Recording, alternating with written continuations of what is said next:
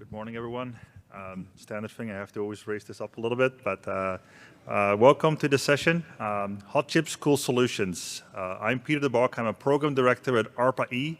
ARPA-E is the Advanced Research Projects Agency for the Department of Energy, similar to DARPA, which is the agency similar for defense. DARPA kind of invented the internet, the GPS satellite, and the COVID vaccines. Our agency is trying to outcompete our big brother by making amazing solutions for data centers. So very briefly, I also have this program is called COOLERCHIPS. It's a very long acronym. I won't bore you with that. We do have a fellow program director, Dr. Jung Ho Kim, and tech-to-market advisor, Brent Ridley, who couldn't be here today, but who jointly managed this program with me. Just very briefly, because not everybody has heard of ARPA-E. ARPA-E is focused as an agency to develop transformational technologies in the energy space. In 2007, Congress identified that besides just defense, energy is an incredibly important space to have the world's leading technologies in. So ARPA-E was actually set up as an agency to develop transformational technologies that put the US in a critical lead. Here you can see our 5 mission scopes. I always like to say the projects that we support, when they would be when they go public, the technologies will be so far ahead that they be other companies or other countries would give up and just buy it from our teams. That's kind of the unofficial goal. Why are we talking here today about cooling? Is an important area for energy innovation, and I'm going to show you some basics here. We see at the trends that as we are limited on the amount we can miniaturize transistors through EUAV right now being one of the methods for the smallest transistors, the natural consequence for wanting more transistors for larger problems like AI makes the chips bigger. It also makes them use more power. So we're living now, for the past decade we had 200 to 250 watt chips. Now we're in kilowatt chips. Guess what's coming next? Multiple kilowatt chips. So having the technologies for that ready first and investing in this program, which started in 2021, before the entire AI boom, allows US companies to have critical technologies that can address that first. There's 2 things going on. So one, the chips are getting more and more powerful. They're also getting more bigger. The second thing, we're burying the junction because we're making 3.5D packages. We see that the chips today are really a conglomerate of multiple chiplets that are put together to make a very efficient, I almost call it a computer on a chip. That is very advantageous for communications and other elements. It also makes it much harder to get the heat out. So one, by both bringing up the heat as well as making it harder to get the heat out, gives you a double whammy challenge. Now, we talked this morning about power being the limiting factor and talking about 100 kilowatts per rack or 600 kilowatts per rack. Those numbers are hard to grasp for most people, but that is a lot of power. I would say 50 kilowatts, 60 kilowatts is about an electric car at cruise. So having 100 kilowatts per rack is about 2 cars at cruise. Having 600 kilowatts per rack is an entire fleet. If you put that power into small pieces of silicon, you also have to get the heat out. And that system that in the past was able to, in enterprise solutions, be able to be dealt with in a relatively loosely coupled kind of way, now has to be engineered in a much more tight solution. And as I mentioned, chip power goes up, and we make it harder to remove the heat. We have that double challenge. And I won't bore you too much with the equations, but we do have the heat Q going up, as well as the resistance going up at the same time. That means that the temperature difference to ambient, which we use to cool our data centers, the supply temperature or the primary cooling loop, the traditional way to solve that is make that run your chillers harder and bring your data center temperature down lower. So if you want to traditionally approaches at some point are limited by how cold you can run that primary supply, and we'll limit that. So the program is focused, COOLERCHIPS, on lowering the thermal resistance, that R factor that you see in this equation. And we see that there's a lot of potential to reduce that significantly. The goal of the program is to bring that down to 0.01. That means that I have a 1 kilowatt chip. I could have a primary building loop that is only 10 degrees lower than the junction temperature of the chip. And we saw this morning Wade Vincent from NVIDIA talk about using the dry cooler to reject most of the heat. We think that's possible even when you go in excess of 100 kilowatts per rack. And you'll see some of those solutions today by some of the great teams that we support. So as I mentioned, our agency is focused on critical technologies that we see are needed for the future and fund those in advance. This program was shaped in 2021, so we're ahead of that a little bit. Performance, a resistance of 0.01 Kelvin per watt would allow for high-density racks to be cooled in radically innovative manners. It would allow for reduction in cooling energy, such that most of the energy per grid connection, because that's the true bottleneck right now, will be used for compute. It's also one thing we wanted to emphasize in this program is a systems vision. My background is aerospace, so I'm used to doing things with 9 nines of reliability, jet engines and cockpit displays and all the electronics on engines. When we're looking at tier 3 or tier 4 for data centers, I want to go to tier 25. Let's give this thing 6 nines and run. The last part, investability. We feel that any new technology needs to buy its way on economics. Our agency doesn't do policy. You have to find, so all of our teams that are in our performance portfolio have to close the business case to be economically advantageous over solutions today, and you'll see some of that as well. Where we are with this program, as I said, we shaped this program relatively early in 2021. We had industry workshops, we had people advise us, and shaped this as a program director. I have the responsibility to set the metrics for the program. We set them relatively high so that we allowed for various approaches to work. I don't say that thou shalt use immersion, thou shalt use two-phase. No, I say you will hit this performance level and you will be economically advantageous. I don't care what approach you use. Now, technically, I saw 5 different approaches that were technically available to reach some of the targets, and I double stacked each performance path with 2 teams or more so that I could see which one of them could actually pan out. I only need 1 or 2 to succeed to make us move the whole field in a different directions. In the first year, people focused on proof of concept, and now we're transitioning to server-level demonstrations and prototypes. Next year, teams will develop potential racks. We also have teams in track B that will make modular data centers, so there'll be modular compute pods developed. One of the challenging targets that we put in, we said we want less than 5% of the energy of the grid connection used for cooling in Phoenix, Arizona level environment in summer, while you're using 100 kilowatts per rack or greater. If all 3 of those combined, they're pretty hard. Hitting one of them in itself, you could always put something in Alaska. So we tried to close all the loopholes and put down a real hard technical challenge. We received well over 100 proposals, and the best teams were selected.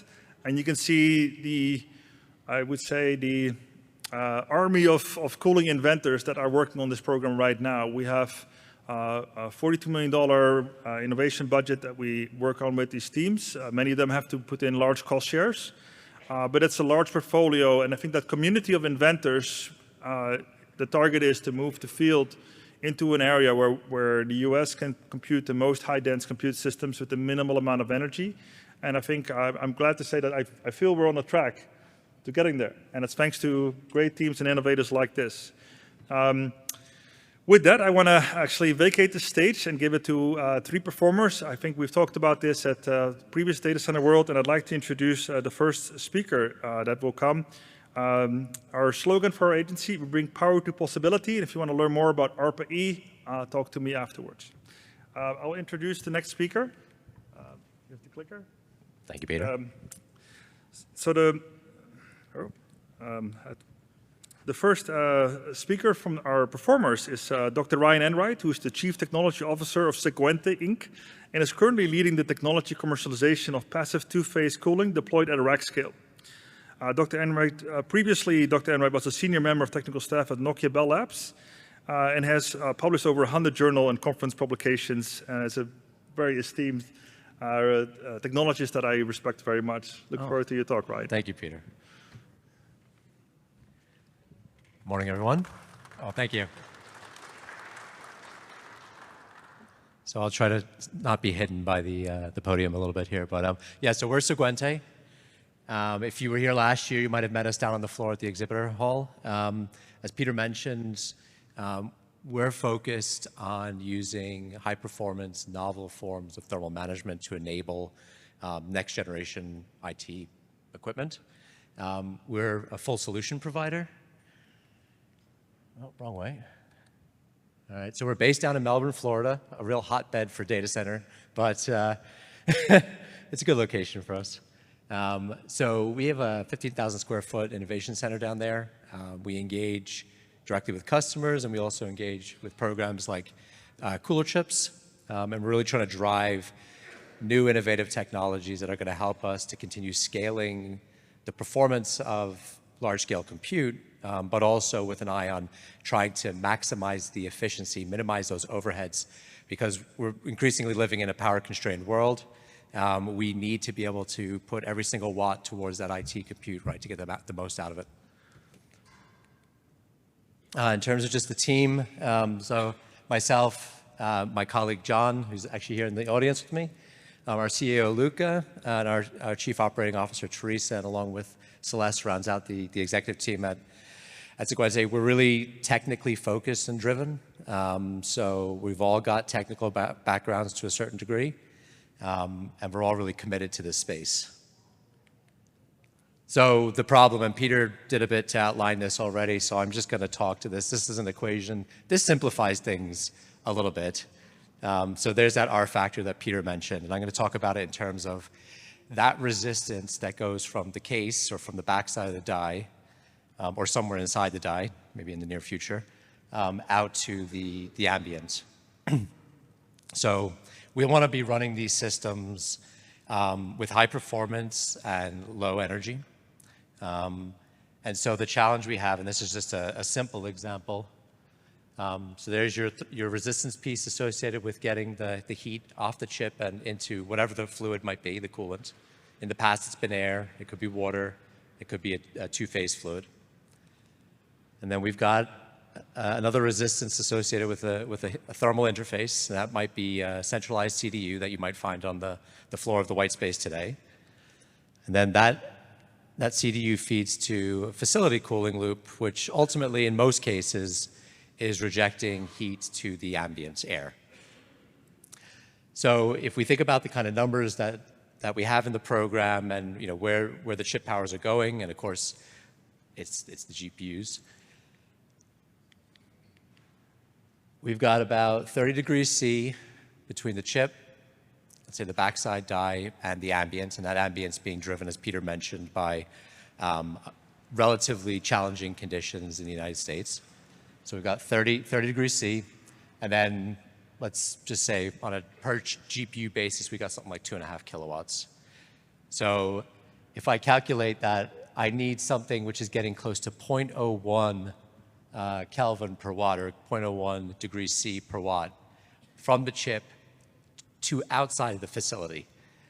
Now that's a number that you typically associate with like a liquid-cooled cold plate by itself, right? So what's there to be done? Clearly, these two resistances, perhaps we can collapse them to one, right? So let's get that TCS coolant, that two-phase flow, get that to the air interface.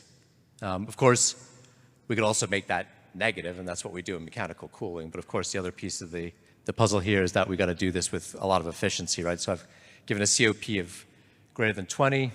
Flip that, that's your 5% that Peter is talking about. So we can't use mechanical cooling because we'll just blow up this number. We can do things like collapse the number of interfaces or minimize the number of interfaces, hopefully down to 2. But there's a lot of innovation that has to happen here on the chip to coolant, especially as these compute architectures evolve. So specifically inside the COOLERCHIPS program where we're performing, we're teaming with 2 great universities, Binghamton University up in New York and Purdue University in Indiana, looking at the techno-economic path towards closer integration of fluid-based cooling. And of course, we focus a lot on two-phase, so these are dielectric fluids generally.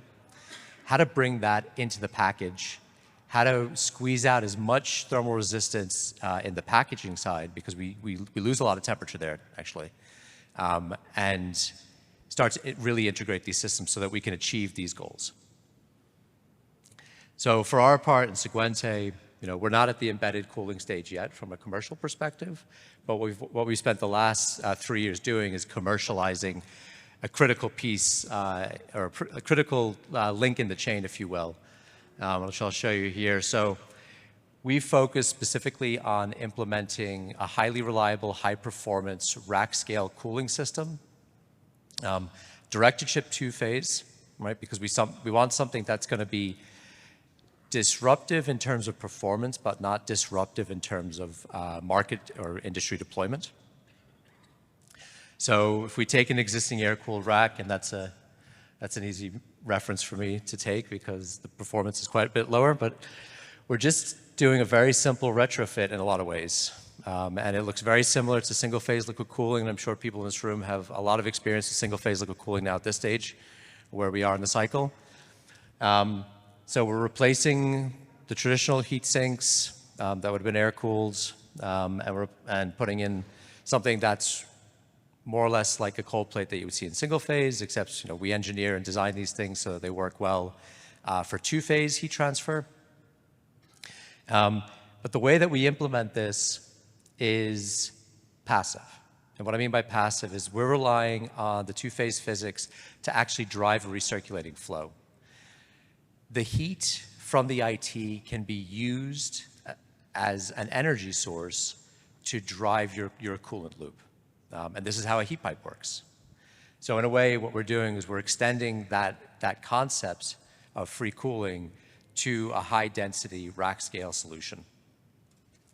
And so that gives us some additional advantages, beyond the performance that you can get with two-phase, the fact that we can really achieve really great thermal resistances at the chip level. In addition, we're recirculating the flow using that thermal energy. We're not using active pumps, so the reliability profile of the technology is excellent. And another aspect then is because of the use of the working fluid being, it's a dielectric, generally doesn't support a corrosion chemistry, doesn't support biological growth. The maintenance requirements are also low. So, what the aim here is a solution that's highly performant, but is also low maintenance and highly reliable, right? If you're running your IT stack, you shouldn't be worried about the cooling system. And if you need to, check the fluids, if you need to, have to manage that, right? So we're really trying to make it as easy as possible to deploy a highly advanced thermal technology. So in the interest of time, I'll move on. So, here's some of the key technical profile of the technology, but it's scalable. We're not putting water inside the rack, and that's typically a feature of two-phase solutions. The maintenance requirements are low, higher reliability because we're really simplifying the system as much as we can in terms of moving parts. Again, because it's a direct-to-chip implementation, we can take this technology and drop it into an existing facility. If you've already deployed single-phase liquid cooling, this can be a drop-in replacement. And you can actually deploy it alongside your single-phase cooled racks as well. And there's other solutions, obviously, if you're in an air-cooled facility. So this can generally help us drive a better sort of like total cost of ownership. It is a new technology, but because of the way that we're implementing it, we can actually kind of keep an advantageous type of TCO. So as I mentioned, we're a solutions provider. We see the opportunity to help customers adopt new technologies. And in order to do that, you really have to bring the entire solution. It's not good enough for me to say, okay, well, I have a cooling technology, let's figure out how to put that on your servers. Rather, what we've done is we've become OEM partner with server vendors. So we can integrate our cooling solution at that level. We can give the customer access to a wide range of IT configurations, server types. We can deploy rack-level cooling and power infrastructure. So you might be in a co-location facility. You're going to deploy your cluster and then start to outfit it with IT. That can all be put in place in a typical or traditional way. We do fully integrated racks as well. So we can work with our integration partners to do the full IT stack, integrated power and cooling. and that can be delivered then to your facility. And of course, then that scales to doing clusters, and a new thing that we're bringing to market now with a partner is modular implementations, and you can come see the booth 333 for more information on that. But the idea is to be able to coordinate the ecosystem, work with you guys in the industry to actually find the right way, the efficient way to bring advanced thermal technology into practice. So I had another video, but I see we're running out of time. I mentioned the total cost of ownership piece. So if we compare it to air cooling, we can be very cost effective. So new technology doesn't have to be severely expensive. And I'll just finish on the value props for you to read. But again, if you're interested, please feel free to come down to the booth 333, the exhibit hall. Love to talk to you guys. Thank you.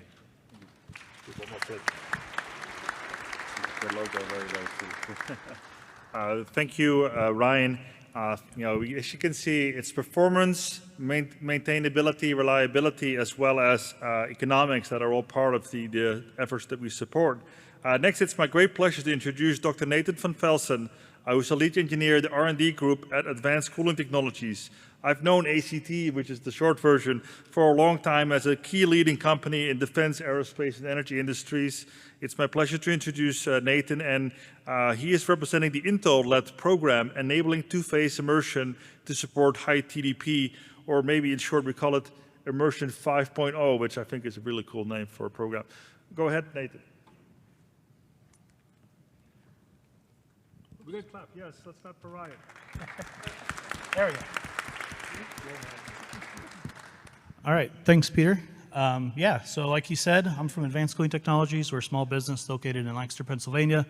We're a thermal management solutions provider in the defense, aerospace, and energy industries.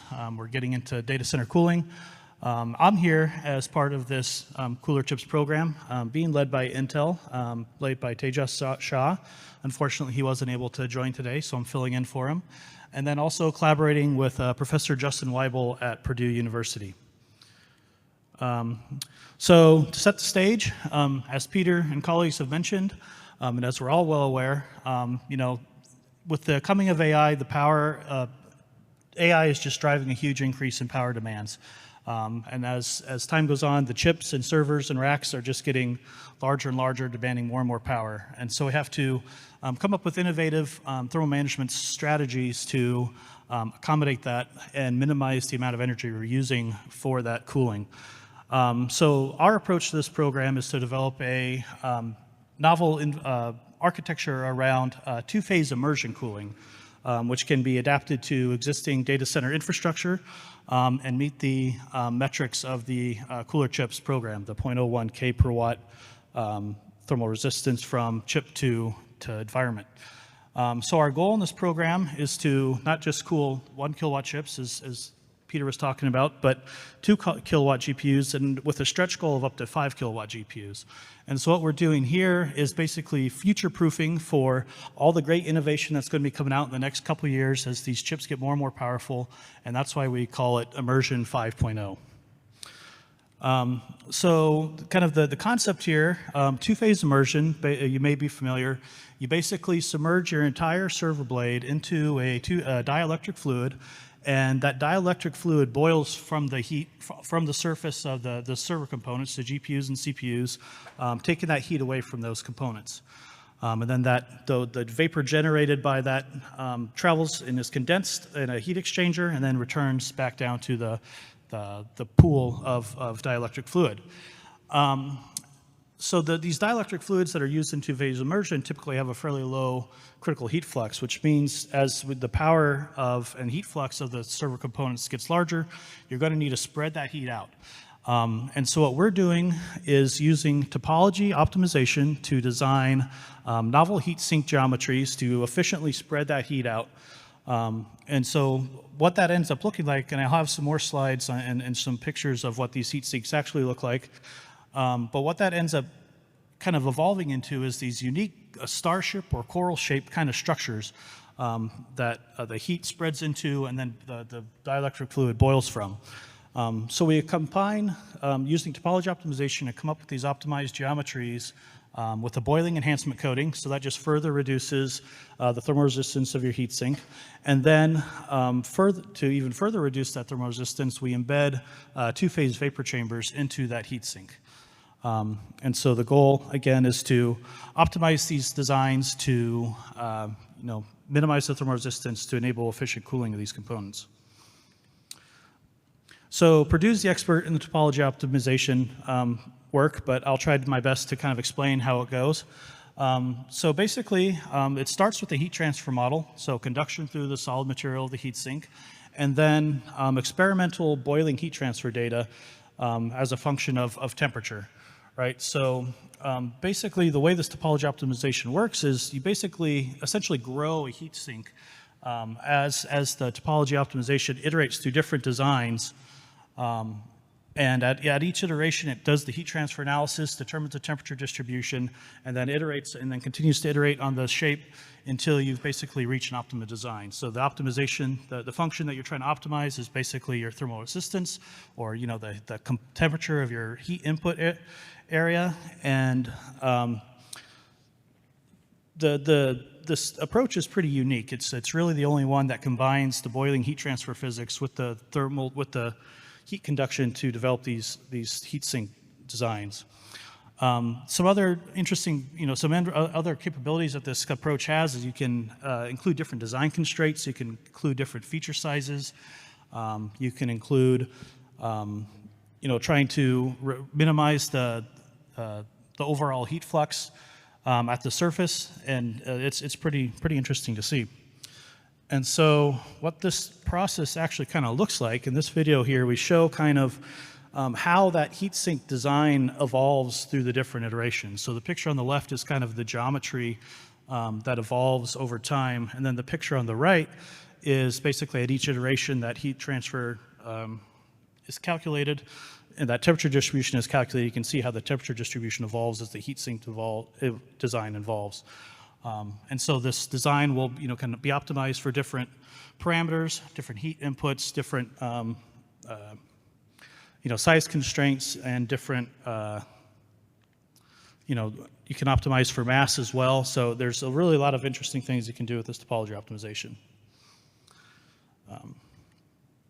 So I mentioned that the boiling heat transfer physics, comes from experimental data, and that data is actually collected by Purdue as well. So they built this nice thermal characterization facility in the Burke Nanotechnology Center on Purdue's campus, where they can do these characterizations of the boiling heat transfer in this dielectric fluid.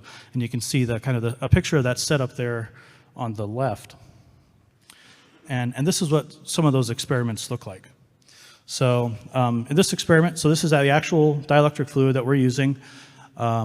And this is basically just a flat plate, copper plate, but we're as kind of getting some initial data, kind of commissioning the system. But you can see, they can do these experiments to collect that boiling heat transfer data and use that as an input to the model. Plus, I think it's kind of fun to watch. It's kind of like watching a campfire.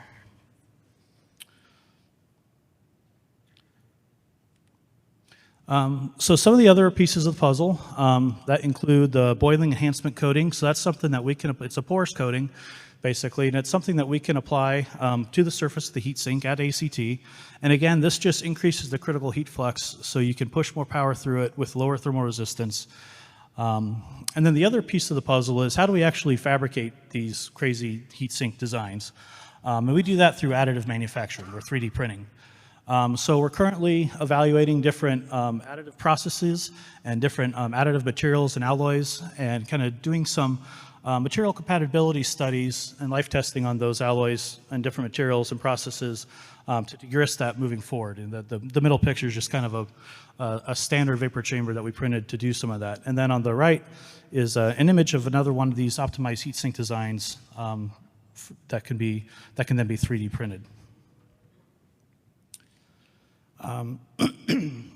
So ACT's other role in this project is to develop testing facilities so we can test these heat sinks both individually, characterize their performance.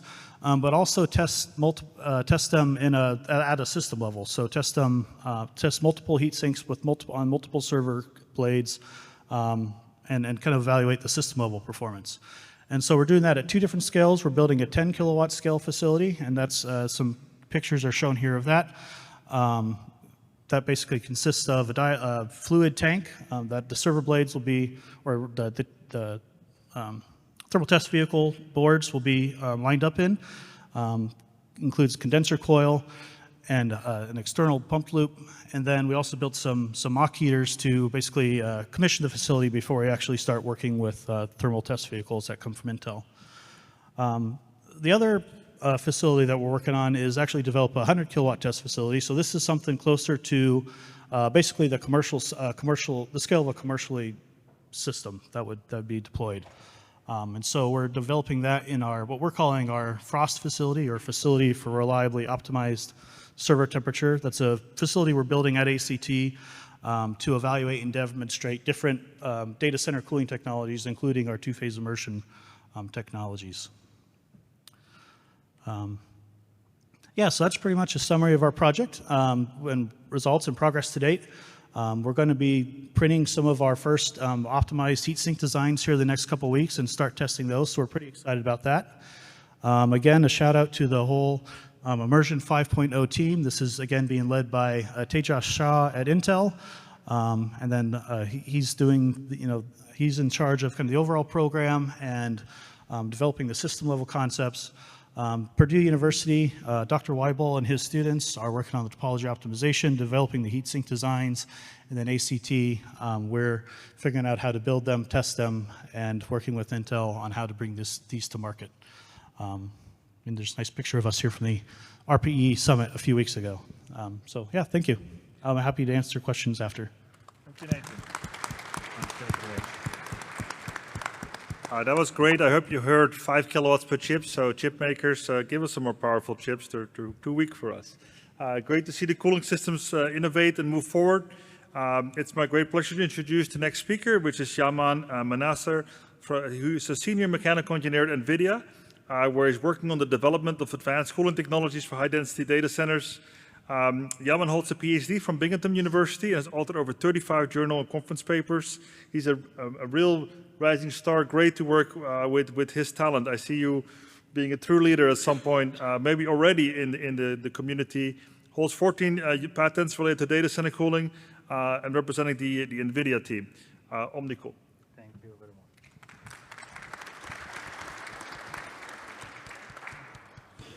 Thank you, everyone. So today I'll be presenting our project called OmniCool. So this project is being conducted with Binghamton University, Boyd, Durbin Group, previously Durbin Group, now Boyd, NVIDIA, Vertiv, and Villanova University. So our project is slightly different than what my colleagues here presented. So our project is a category B project. That means that beside the energy efficiency and power density requirements, we have to fit 1 megawatt of IT load inside an ISO 40 feet container. This ISO 40 container, we need to ship it to a remote, harsh environment where the ambient temperature could be more than 40 degrees C. In order to achieve those targets, actually, we have to invent a new technology. So we invented a new hybrid technology which combines direct-to-chip pump 2-phase to cool high-power components inside the server and single-phase immersion cooling to cool down the secondary components inside the server. Beside this main technology, we have introduced innovation at every stage of this deployment. So starting at the cold plate level, we are developing a porous metal cold plate, 2-phase cold plate. On the server level, we are introducing a passive flow control system. On the rack scale, we are introducing a distributed pumping and flow separation system.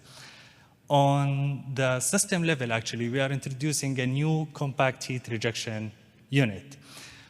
Finally, we are introducing a digital twin, which could capture the overall performance of the system.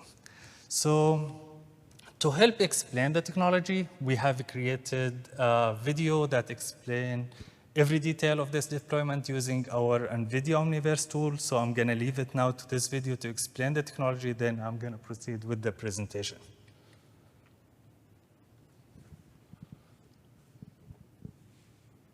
So as you can see here, this is our vision for an ISO 40 container. Inside this ISO 40 container, we can install multiple racks with a target. Actually, right now it's more than 1 megawatt. So you can see inside those racks, we have something that we called an immersive sled. So everything is going to be immersed inside the server itself.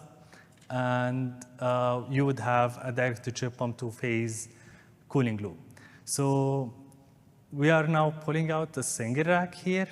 And in this single rack, you can see here we have multiple immersive trays along with, I would say, state-of-the-art server. So you can see inside this immersive tray, we have a direct-to-chip pump two-phase cooling loop.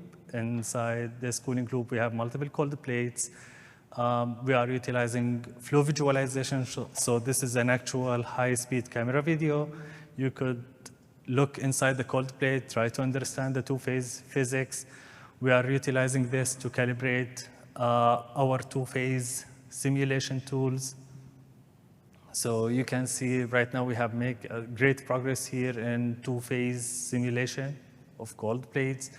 And then you can see in order to simulate the cooling loop performance, overall performance, we are developing 1D flow network modeling, two-phase tools with our partners. And you can see this heat exchanger, it has been integrated into the cooling loop to allow the two-phase to pick up the heat from the single-phase immersion as well. So you would have a single inlet, single outlet, all heat exchange done within the immersive tray, and we are integrating some pumps in order to recirculate the immersion fluid inside the tray.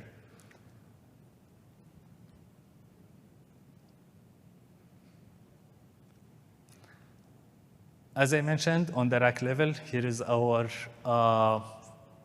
distributed pumping and flow separation system. This helps making the system much more compact, more reliable. And again, on a rack scale, we are utilizing two-phase 1D flow network modeling in order to capture the overall system performance.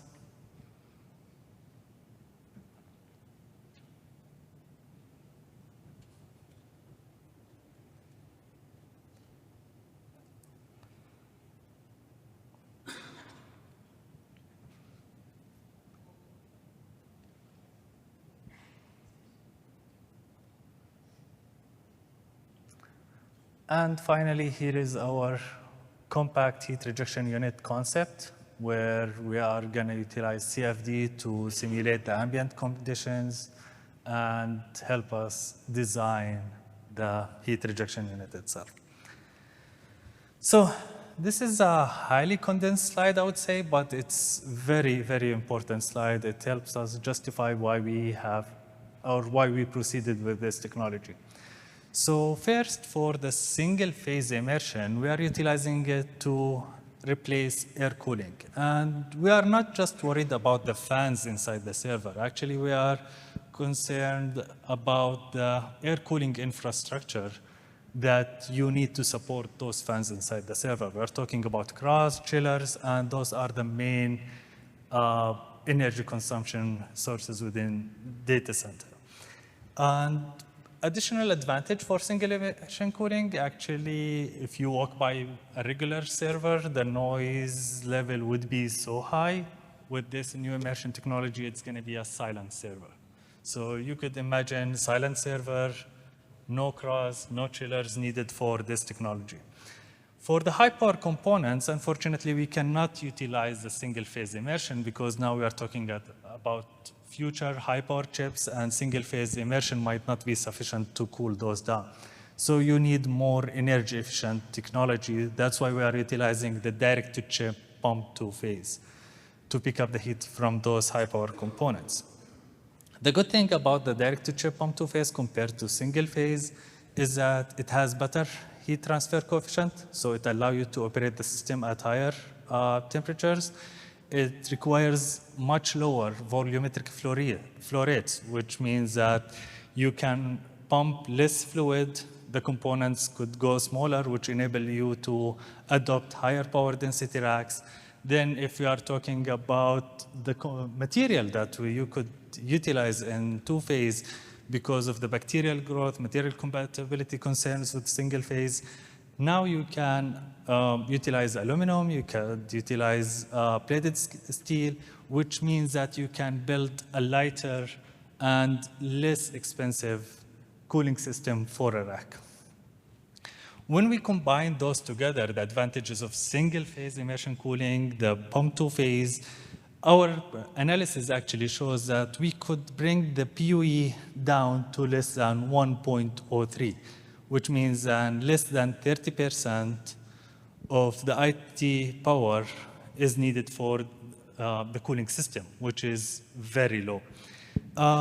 Also, we believe that this system could enable us to manage more than 1 megawatt worth of heat load inside a single rack, which is really significant.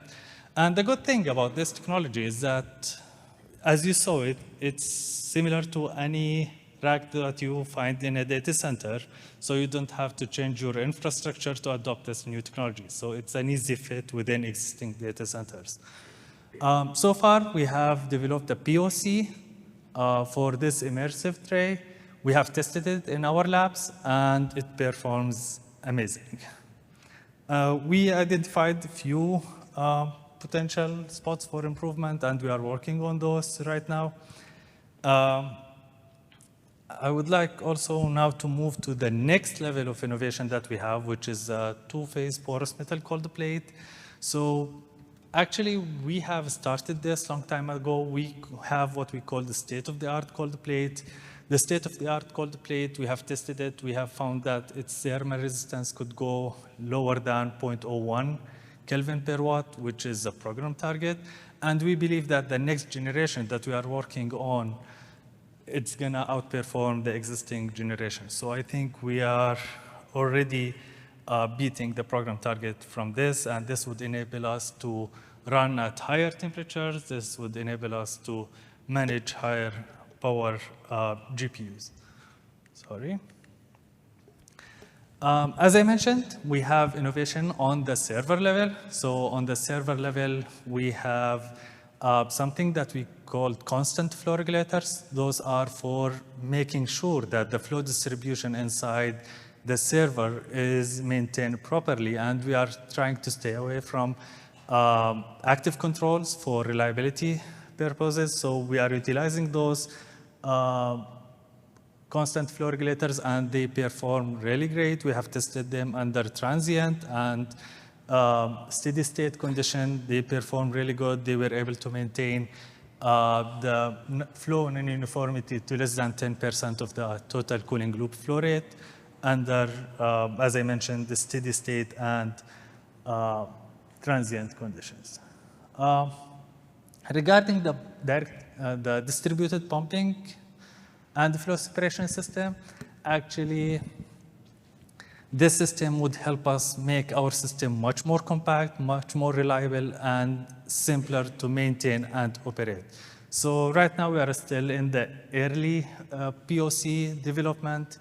Not much progress on this area, but we have concepts to improve the design itself. Then I'm going to go to the heat rejection unit, or the heat rejection portion of it. So as Wade mentioned, today we are considering dry coolers, no more water evaporation, and this actually was a requirement inside the COOLERCHIPS FOA, that no water consumption, and this was made by the ARPA-E team maybe 3 or 4 years ago. So these are a few concepts. We have investigated more than 100 concepts in order to see how we can improve on heat rejection, how we can innovate on heat rejection. So we start by designing a geometry that we believe that it's going to work well. Then we go to CFD to check the airflow uniformity through the coils. Then we have a software for checking the coil itself. As I mentioned, more than 100 concepts were evaluated. For the heat rejection units, our analysis shows that we could bring the power of the heat rejection unit to less than 1% of the IT load, which is truly significant. Also, we need to deploy this inside an ISO 40 container, so we have this concept where we could ship the fans inside an ISO 40 container, and on site you can just open them up and let them run. So this is the concept that we are working on for this heat rejection unit. And the last piece of innovation in our program is the development of digital twin. So the digital twin is going to capture a lot of aspects regarding the data center and the isopod, including mechanical, electrical, performance, IT, structural, and environmental. I'm not going to go through the details of those innovation for the digital twin. I'm going to focus on the thermal portion of it. So the problem with direct-to-chip pump two-phase is that it's so complex, and we don't have available simulation modeling tools today. So we are working on developing those solutions and integrating them into a comprehensive digital twin. So on the cold plate level, we started by exploring two-phase CFD. I mean, nobody would believe that two-phase CFD would perform well, but we have started testing it against our experimental data, and we figured out with the help of our partners that two-phase CFD could work. So we are starting on two-phase CFD. We are developing ease codes, and we are working on actually investigating existing empirical correlation, integrating them into ease code. And as I mentioned, we are utilizing flow visualization as a tool for calibrating our like modeling tools at the cold plate level. Moving to the server level and the rack level or white space level, actually we are working on developing direct-to-chip pump two-phase flow network modeling. So we would like to have a 1D analysis for the server, for the rack, where we could connect the cold plate level simulation with the overall system. And finally, on the heat rejection unit, as I mentioned earlier, we are doing some CFD with the heat rejection unit. One last piece here I would like to mention that when we develop our cooling solution, we need to make sure that it works for an actual application. And it doesn't make sense that you start working on an actual IT rack. So we built something that we call rack emulators, where we can have a server and a rack that can emulate the actual mechanical, thermal, hydraulic performance of an actual rack. So we start from a server chassis. We create an exact replica with heaters so we could emulate the thermal performance. Then we use the server as a building block to go to a rack level. Then this rack can be utilized to verify the thermal solution. For the ARPA-E OmniCool project, we are adopting the Blackwell GPU platform, the DGX B200 server, and this is going to be our building block for building our next rack. Finally, I'm gonna introduce our team members. So starting with our project PI, Dr. Ali Haidari, he's our director at NVIDIA. Then moving to our co-PIs, including Professor Sammakia from Binghamton University, Professor Alfonso Ortega from Villanova University, Joe Marcella from Boyd, Sukhvinder Kang also from Boyd, and Dr. Craig Bosch from Vertiv. Thank you, everyone. Thank you for the time. Thank you, Yaman, and I hope you saw a glimpse of the future. ARPA-E's role is to look at what are the energy needs. In 2021, we saw, hey, data centers are 1% chips to 99% other stuff, and the other stuff needed to evolve more rapidly. And what we just saw is megawatt per rack, if I heard that correctly, solutions from Yaman. We heard 5 kilowatts per chips solutions from Nathan. and we heard thermosiphons that can develop high-performance solutions without any pumping. Fantastic. I want to thank the team one more time. We're a little bit out of time, but we're free to come up and ask us any questions. We look forward to talk to you. Thank you.